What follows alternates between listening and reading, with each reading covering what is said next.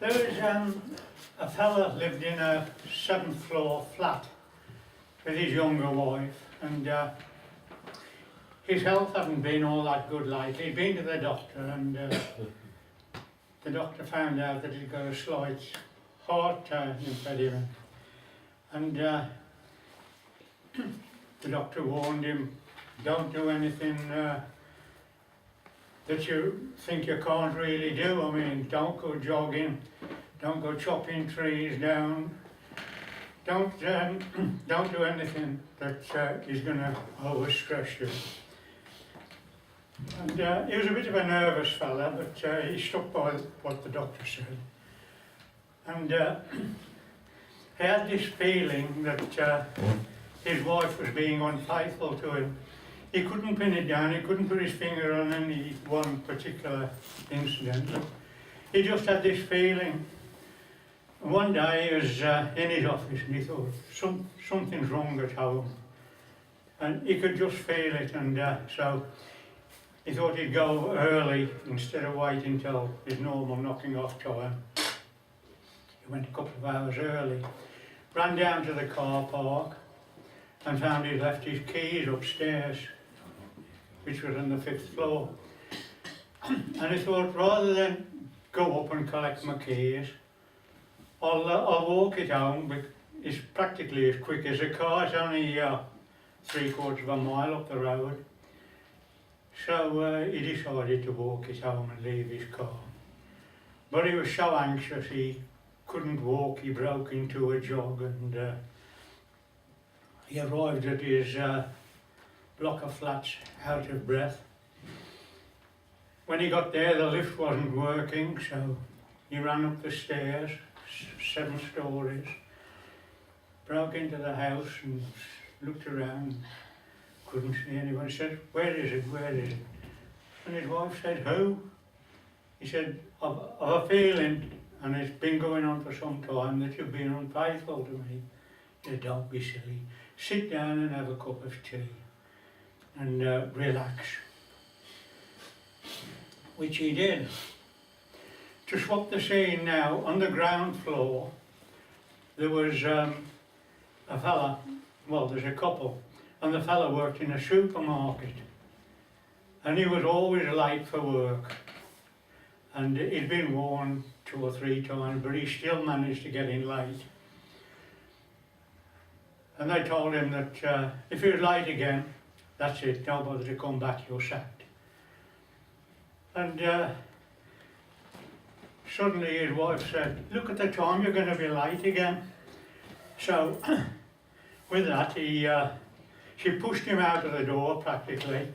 He'd got his shirt hanging out of his trousers and trying to pull his trousers up at the same time, slip his jacket on, and he ran across the car park. And this fella up on the 7th floor saw him and thought, that's the bugger down there. So he went and he got this fridge, which must have weighed 200 pounds, lifted it up and threw it.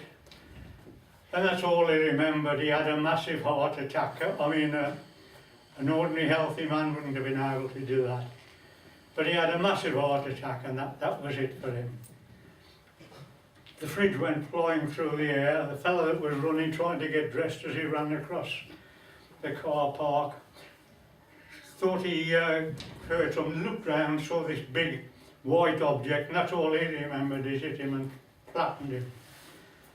And when they woke up at St. Peter's Gate, and Peter was there, and there was a notice, state the reason why you got here and how you got here.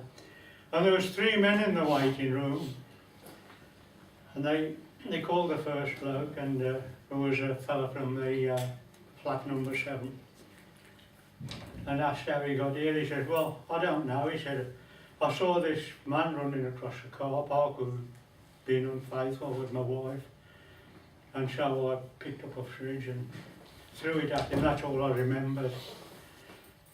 And he said, okay, you know, just wait over there a bit.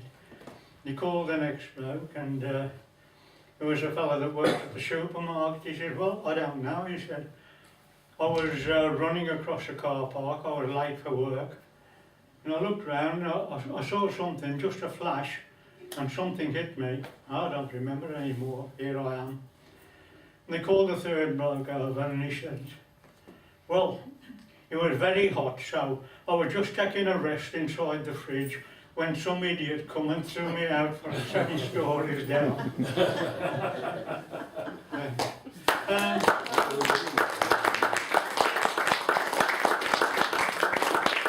Here's a short one with a moral.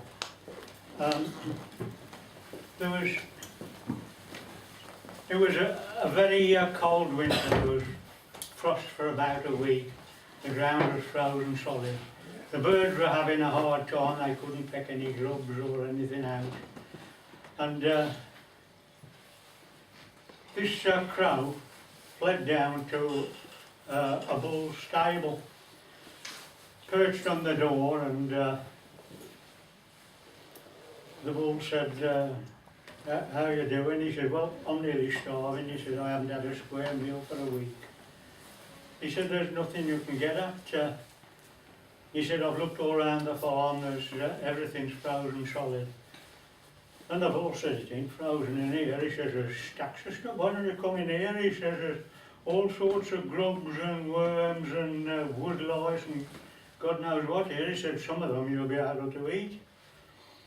So the crow fled down and started scratching around. He found he was right. He really gorged himself on grubs and caterpillars and maggots and things which he'd got out of the bull's mess and the straw. And after he couldn't eat any more, he fled up onto the half door of the bull's stable. And he says, oh, I feel a lot better now. He said, oh, I feel really happy, you know. And he said, I thought I was going to die before I was so hungry. And he fled over to this tree and landed in the bottom of the tree. And he gradually worked himself up and he was really happy and started to dance about a bit and started to sing. Well, as you know, crows are not songbirds, they could only croak, and he was making a hell of a croaking noise. Then he fled up halfway up the tree and he was still jigging about on the branch and making this cawing sound. Then he went to the top of the tree and a farmer came out and saw him up there making, you know, this crow dancing around and making a mess, got his shotgun and shot him dead. Well, the moral of the story is, if you get to the top of the tree on bullshit alone, don't make a song and dance about it.